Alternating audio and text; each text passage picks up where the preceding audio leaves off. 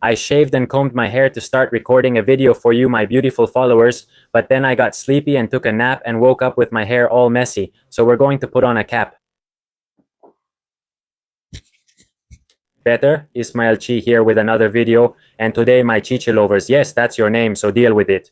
We're going to talk about hairless rats. Rex rats, double Rex, although those are already types of genetic variations that we won't go into much, but we will talk about their particular care. Because since they are hairless and look like you after shaving, they need certain specific care. So let's get started. By the way, I'll be leaving the general rat care guide here for you. The video is a bit old, I look like an idiot, I'm not going to lie to you. However, it's good information, and I don't think I need to update anything, so if I'm not mistaken, let's get started now. First of all, we need 5 characteristics to be considered mammals. The first is having lungs to breathe, the second is having mammary glands to nurse our young in the case of females. Obviously, I'm not going to nurse a human because I don't produce prolactin. The third is producing our own heat, the fourth is having a skeleton.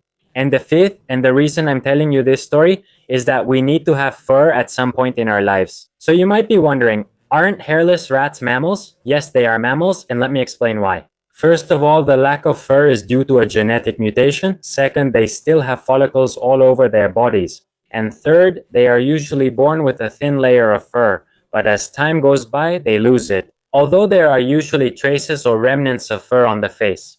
So I told you all this to confirm that rats are indeed placental mammals. The first thing we have to take into consideration is that hairless rats, because they don't have fur, don't control the amount of oil they produce. They either produce nothing or they produce too much, resulting in dryness in both cases. The first thing we can do is take it to the vet so they can check it, give it some cream, and give you some tips. Second, I've read about many home remedies in hairless rat communities. Believe it or not, there's a huge community around hairless rats. The thing is, there are people who claim that these home remedies are bad and compromise the immune system, but this topic is very controversial. It's not like there are scientific studies on hairless rats and the effect of coconut oil on the skin and the immune system. However, that's one of the home remedies. Rub coconut oil on the skin when the rat has dry skin. You can also use olive oil or unscented baby lotion.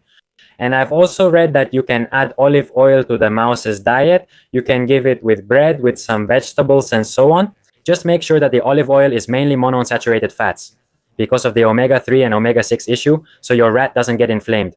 Omega-3 reduces inflammation, omega-6 causes inflammation. Just so you know, and so you can also apply it in your daily life.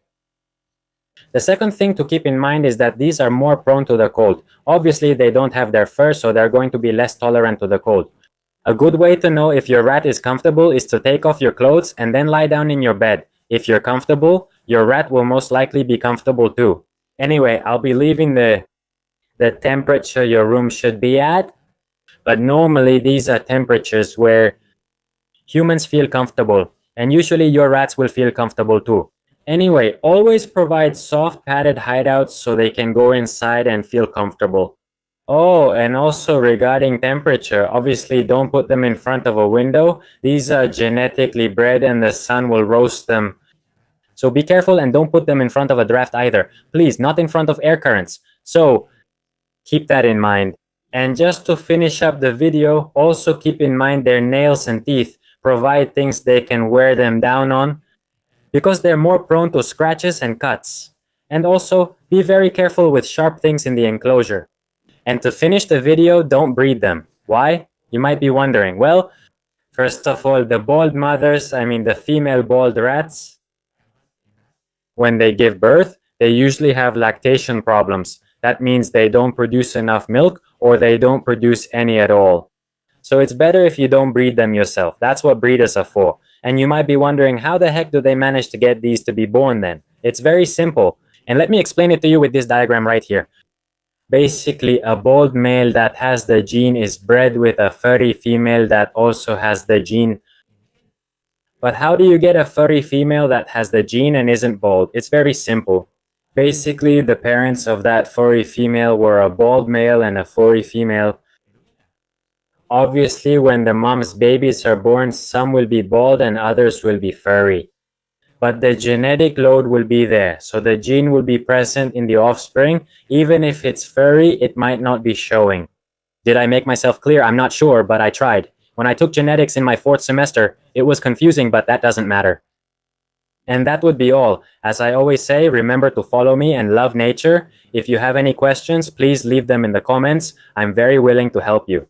And if I got something wrong, please correct me as well. I'm human, I make mistakes. And well, that's it. I'll see you in a few days. I'm going to continue with the series on parrots. In case you haven't seen the video about the red macaw, it's very interesting, so I invite you to watch it. And well, goodbye.